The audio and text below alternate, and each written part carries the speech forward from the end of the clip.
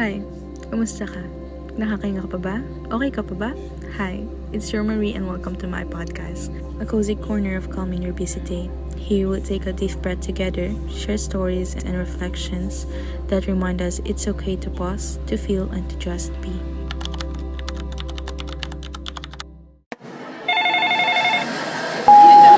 Hello? What's this? Who are you? Who am I?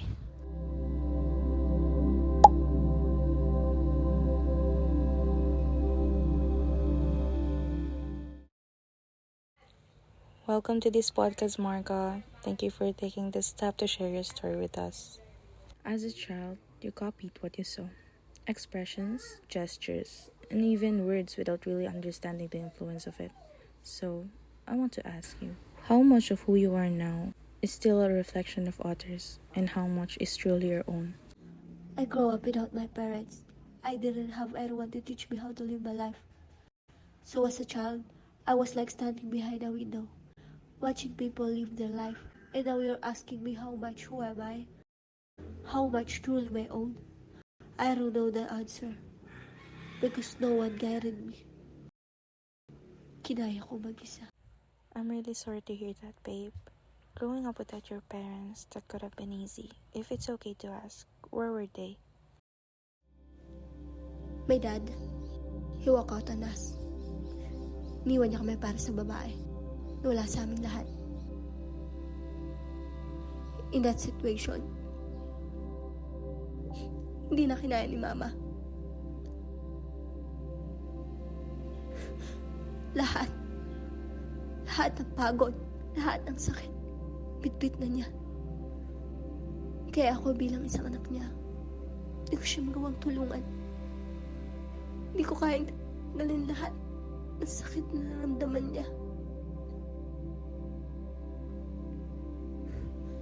Karoon siya ng mental health problem. In that case, kinailangan kung maghanap ng trabaho para makatulong sa kanya, sa buhay namin. At dun ko naisipang mag-artista. It was not some childhood dream or love with a spotlight. Ginawa ko yun para sa pera. George Mead's ideas of I and me. The me's will become through others what they expect from us. And the I is the part of us that reacts, that chooses, and that holds on. Tulad ng sabi mo, you grew up living the way you saw others live their lives. You carried everyone's pain, living as the me who had to survive, but you never really lost the I. You kept going. How did you cope? Having that kind of situation is really hard, especially since you were a kid. You were exposed in public cameras. I really tried my best to have a very good image in public. It's okay, babe. You don't have to hold it back here. This is a safe space. It's really hard, Marie. People know me as a person that is jolly and always has a smile on my face. But sometimes, it's not the whole truth. That really reminds me of Looking Glass Self ni Charles Cooley, a presentation of the self in Irving Kaufman, how we often see ourselves through the eyes of others, but that is also one of the hardest things, na parang nakasuot ka ng maskara. Well, maybe I mastered it. Sometimes, I feel like siguro ganito lang na lang dapat. Na ma-adapt na lang ako sa mga bagay. I had construct myself. That led me to know myself less. Ang hirap isipin na kailangan ko magpakamagulang para sa sarili ko sa napakabatang edad. People saw me like a princess. Sa harap ng camera, social media. Pero para akong isang alipin sa likod ng mga ito. There was a time that I can't even interact with my co-stars. I even compare myself to them.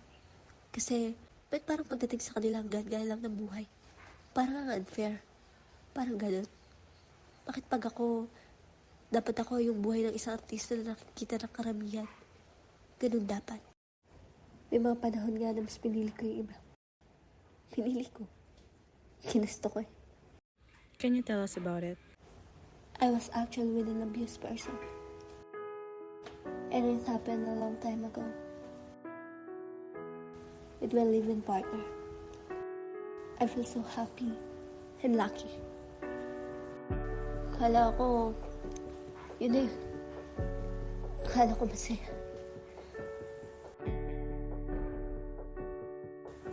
pala.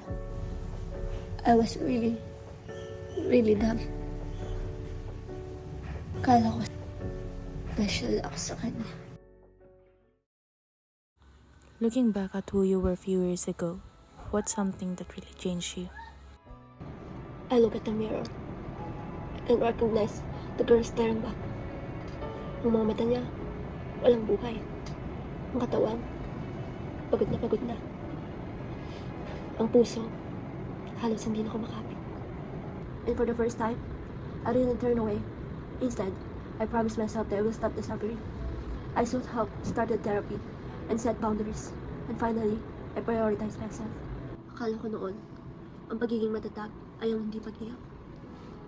Akala ko noon, para maging karapat-dapat ka sa pagmamahal ng iba, ay kailangan buo ka. But no, hindi mo kailangan maging perfecto sa paningin ng iba. You can choose yourself in every situation. Ayun ang dapat. Ayun ang tama. And for the first time in my life, I'm learning to live as me. Not who others expect me. Yung wala nang pagkukumbi. Wala nang takot. Yung wala nang maskara. We often think that self-awareness is knowing ourselves, but it's really about facing all parts of who we are without judgment. Ang pagiging totoo natin sa ating mga sarili ang nagpapalaya sa atin at maybe that's what we need. Thank you so much, Margo, for trusting us with your truth. And to everyone who is listening, I hope you all find courage to do the same thing. And I hope you all find what's best for you. You're so brave.